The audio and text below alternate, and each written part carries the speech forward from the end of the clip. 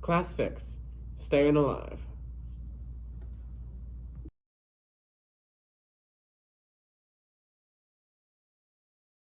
Activity 1, Parent Share. Activity 1, Parent Share, was first presented in Class 1, Activity 2, so we'll begin this walkthrough with Activity 2. If you are new to teaching the AKA Science curriculum or would like a refresher, please see the video guide for that class. Activity 2, Camouflage. For this activity, you'll need the supplies listed on your screen and in your printed curriculum. This activity will be done in 4 groups. This activity is linked to a survey question, as found in the printed curriculum. The goal of this activity is to investigate moth protective coloration. Remind students of the meanings of predator and prey from the previous activity, and tell them that moths are the prey of many other animals. Give each of the 4 groups a camouflage and warning coloration worksheet. Allow time for groups to examine the worksheet and make observations. Challenge your students to design a moth that has one of the types of protective coloration that's on the sheet. Make the camouflage paper sets, paper bags, foil, moss, pipe cleaner, both types of stickers, pencils, crayons, scissors, tape, and leftover Class 2 supplies available for students to share. Tell your students that they're going to make a moth with markings that will help it survive and put it somewhere in the room. Define which areas are off limits now, such as the teacher's desk or other students' belongings. After students have made their moths, they should place them around the room. Give students an opportunity to share how their moth design helps them survive. If time allows, ask your students how they would do improving their designs if it didn't do what they intended, and let them add to or redo their moth. If time allows, you can play a game in which a student covers their eyes while all the camouflage moths are hidden in the room. The student then sees how fast they can find all of the moths in the room. If time allows, you can play a game in which a student covers their eyes while all the camouflage moths are hidden in the room. The student then sees how fast they can find all of the moths in the room. And here's an example of one of the moths being done. You can see it has a little pipe cleaner antenna coming off there. And if students are stuck, then you can just have them do this by folding the piece of paper in half, cutting off 2 corners on one side, unfolding it, and wrapping pipe cleaner around the middle. Activity 3, Eyes and Ears. For this activity, you'll need the supplies listed on your screen and in your printed curriculum. This activity will be done partially as a class and partially in groups of 3. This activity is linked to a survey question, as found in the printed curriculum. The goal of this activity is to investigate how sight and hearing affects animals' ability to sense danger and/or hunt prey. Have your students press both hands palms together, fingers up. Gently press their thumbs in between their eyes against their nose, with their knuckles expanded out. Invite them to think of any examples of animals that might view the world this way. Why might that be? Then, very slowly and carefully, have students try walking or hopping around with this vision. Next, have students try a different type of vision, this time by making circles with their hands, like miming binoculars. What type of animal might see the world this way? After playing around with different forms of vision, tell the class that they are going to learn more about hearing. Specifically, they will do an experiment to find out how well their ears can locate the source of a sound. To do this, organize students into a circle. Tell them that you will be the conductor, like an orchestra, and that any student you point to must make a sound. Remind them that this requires everybody to remain silent when not pointed at. Once everybody is on the same page, have a random student join you in the center of the circle with their eyes closed. Instruct them to attempt to point towards the location of a sound. Point at 5 or 6 different students so the entire class can visualize how effective human ears are at locating the origin of sounds. After each volunteer, discuss with the entire class how accurate they were. If time permits, repeat with the new volunteer, this time with one ear covered.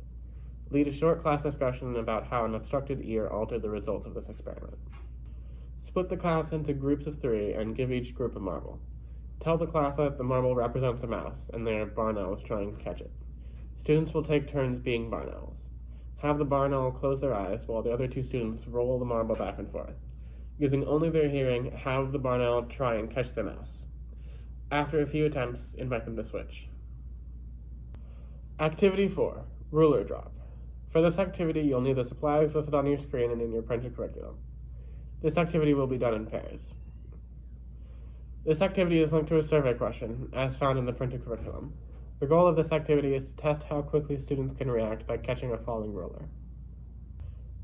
Tell students that when an animal like the barn owl uses its sense of sight and hearing to catch a mouse, it has to react very quickly. Now they will be testing how quickly their classmates can react. Pair students and give each pair a ruler. Have one student in each pair hold the ruler with their fingers on the 12-inch mark and the ruler hanging down below it, and have their partner hover their hand near the 0-inch mark with their fingers and thumb making a loose C around both sides of the ruler without touching it.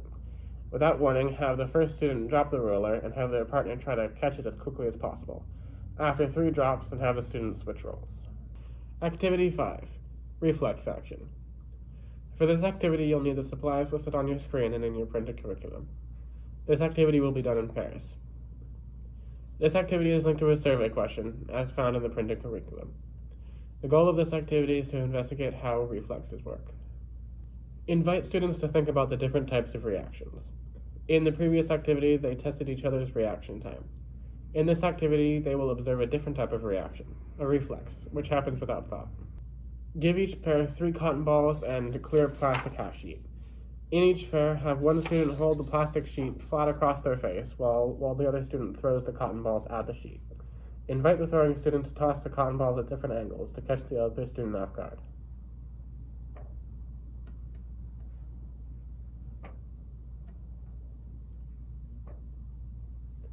After 3 throws, switch roles. Repeat for the duration of the activity. Activity 6. Scabbing Over. For this activity, you'll need the supplies listed on your screen and in your printed curriculum. This activity will be done individually. This activity is linked to a survey question, as found in the printed curriculum. The goal of this activity is to model how wounds heal. Connect this activity to the previous activity by inviting students to hypothesize what might happen to protect an animal when its reflexes aren't enough. How might an animal's body help them survive and heal? What do their bodies do? They scab. Today we will be modeling how scabbing works. Give each student a paper plate and have them crease the plate in the middle, and pass out a 12-ounce plastic cup filled with confetti to each student. Tell students to imagine the lid of this cup is like the skin, and the confetti inside is the blood that's under the surface. In this scenario, the hole represents the cut of a scrape. Have students flip and shake the cup onto the plate. After discussing the results, give 3 cotton balls to each student. Tell students to stretch the cotton balls into thin pieces. Then, using the creased plate, return the confetti into the cup.